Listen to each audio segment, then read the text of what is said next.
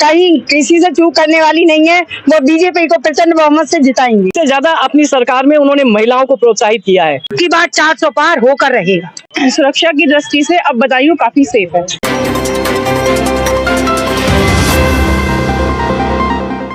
Team खबरची आज पहुंची है बदायूं लोकसभा क्षेत्र में। हमारे साथ बदायूं लोकसभा क्षेत्र की मातृशक्ति नारी शक्ति मौजूद हैं। आधी आबादी को राजनीति को एक दिशा देती है हमेशा और देश की पूरी आधी ताकत रखती है। हम इनसे जानेंगे बदायूं लोकसभा में किस तरह का चुनावी माहौल है। बहन जी क्या नाम है आपका? अनीता संगदार।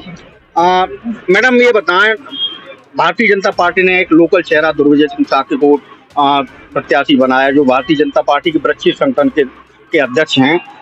समाजवादी पार्टी ने इटावा के रहने वाले, पहले वहां पर उनके चाचा थे, फिर पहले कभी भाई कभी भतीजा कभी चाचा, यही काफी दिन गफलत रही। अब उनके यहाँ से आदित्य यादव प्रत्याशी हैं। बसपा ने एक मुस्लिम पर दांव लगाया है। कैसा चुनावी मुकाबला होता दिख रहा है आपको? बहुत ही सटीक है और बहुत अच्छा। पहली बात तो वो परिवारवाद में और हमारे 1 और 11 हैं, क्योंकि हमारी महिला शक्ति भी अब उतर गई है, जो सच बात है। जिस तरह बीजेपी को जिताना चाहते हैं, तो ये जो देन है वो मोदी जी की देन है, जो आज हमारी इतनी महिलाएं खड़ी हैं। और जो महिलाएं हैं वो कहीं किसी से चूक करने वाली नहीं है। वो बीजेपी को प्रचंड बहुमत से जिताएंगी।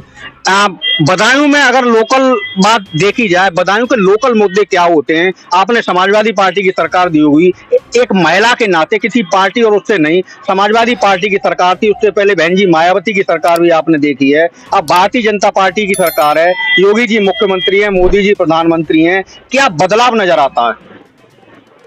ये बदलाव नजर आता है कि हम लोगों ने सरकार पहले भी बहुत देखी थी, सपा की भी देखी थी, बसपा की भी देखी थी और कांग्रेस की भी देखी थी, और लगातार जो देखने में आ रहा था परिवारवाद सबसे बड़ा। और सबसे बड़ी बात है कि जो नेता होता था वही अपना पेट भरता था। हमारे नेतृत्व, हमारे प्रधानमंत्री, हमारे उत्तर प्रदेश के मुख्यमंत्री, उन्होंने जो देश में इतने जबरदस्त बदलाव करे हैं। सबसे पहले उन्होंने 4 चीजों पे बल दिया: महिला, किसान, युवा और किसान। इन्होंने चारों चीजों में जितना भी काम किया है, जिस क्षेत्र में जो भी काम हुआ है, महिलाओं को आप देख लीजिए, महिलाएं आज सबसे ज्यादा शक्तिशाली हैं। और ये सारी चीजें जितने भी परिवर्तन हुए हैं, ये अमूलचूल परिवर्तन हुए हैं जो समाज में देखने को मिल रहे हैं।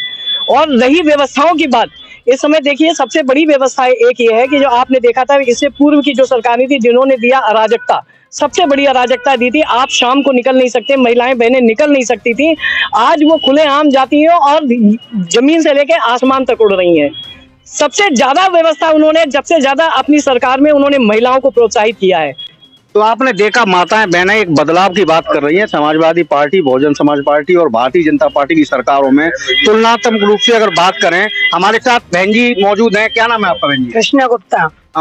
मैडम ये जानना चाहेंगे, बदायूं में लोकल मुद्दों पर अगर बात की जाए तो किस तरह से बदायूं का एक इतिहास रहा है कि कभी यहाँ पर शरद यादव जो मध्य प्रदेश के रहने वाले थे वो चुनाव जीते थे, सलीम शेरवानी फूलपुर इलाहाबाद के थे, कई बार यहाँ से चुनाव जीते, नेताजी मुलायम सिंह यादव गुन्नौर, कोई संभल, दूर दूर से एक तरह से हेलीकॉप्टर से यहाँ पर नेता उतरते थे और जीत के जाते थे। धर्मेंद्र यादव को पिछली बार भारतीय जनता पार्टी की प्रत्याशी संघमित्रा मौर्य ने हराया।